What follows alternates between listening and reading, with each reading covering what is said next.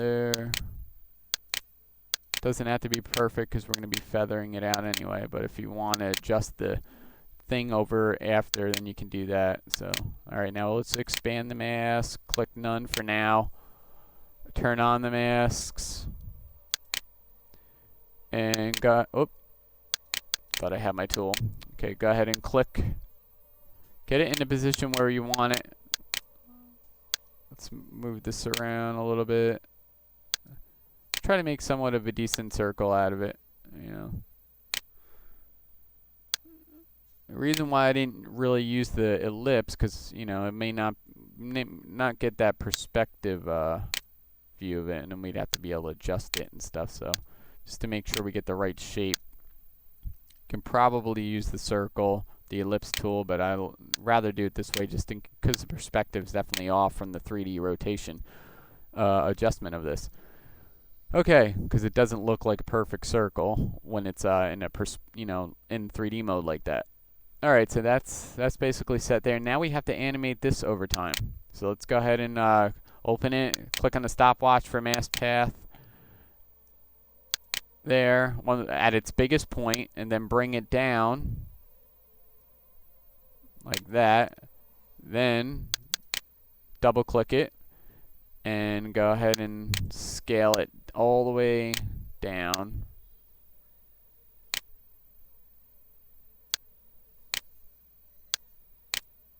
Like that. Okay. Oh, you know what would probably be easier? Hold on. Now that I'm thinking about it. There. I don't know why I didn't do that. Okay. This mask expansion. I'm looking at it right there. Okay.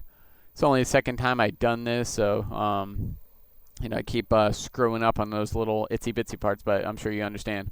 Okay.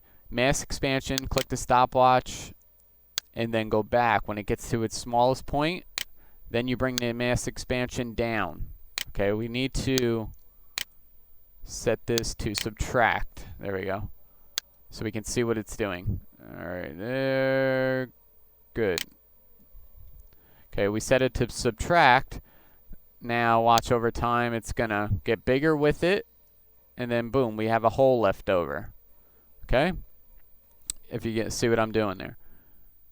Got the hole. Now what we need to do is, that's pretty good the way it is. Let's go ahead and feather it out. So we'll turn off the mask. We're gonna feather this out where it looks, you know, it looks pretty good.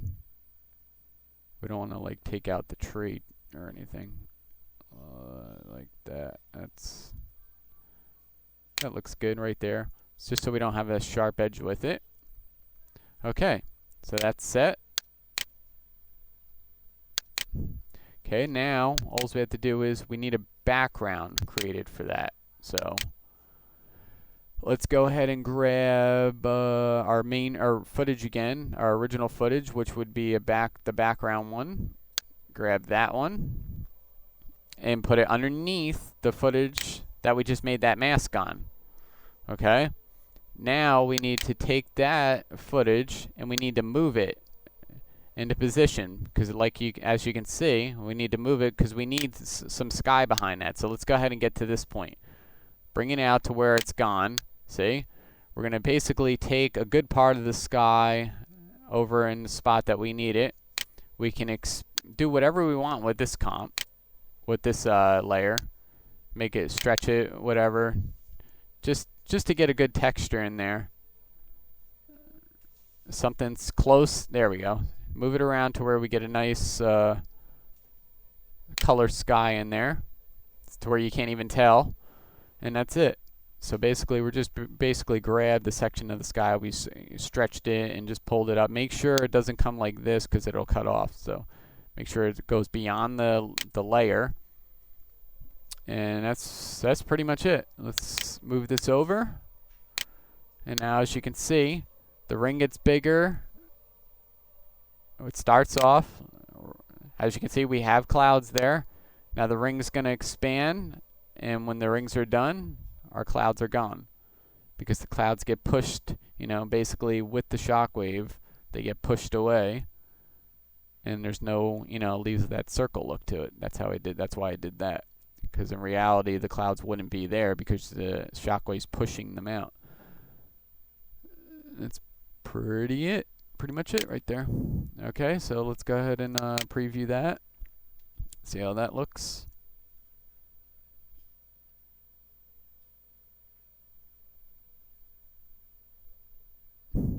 That's it. I mean, you could try playing with the turbulent displace again if you want. But that should give you the pretty much idea of how to do it. There's, you know, obviously you can do other things to it to try to make it look a little bit better. Change the texture, give it more texture, add a flare in the middle of it. You know, all that's cool stuff. Let's try really quick adjusting that mask a little bit. The feather of the mask, see? Let's see how that looks. It's good, okay. You can expand it if you want to make it so the ring winds up going a little bit beyond that ring, or of course below it. However you want to do it, expand it, but you got to be careful with the tree. Obviously, you ain't going to have the same footage I have, but if you don't, you know, I'm just giving you an idea. Say you didn't have this footage, you can expand it beyond that, feather it more, you know, to give it even a more better look. So pretend the tree wasn't there, and then boom, it blows out, and it blows a huge, you know, beyond the shockwave. And you can make it go later, of course, too. Slow it down, change that, like that, or make it go quicker by adjusting the stopwatch. But of course you don't want to do that. You want to try to keep it pretty close to the sync of your shockwave blast. You know, like the original way. Okay, that should, you know, should help you get your shockwave going. I'm sure you'll, after playing with it, you'll come up with something really cool. All right, that's about it.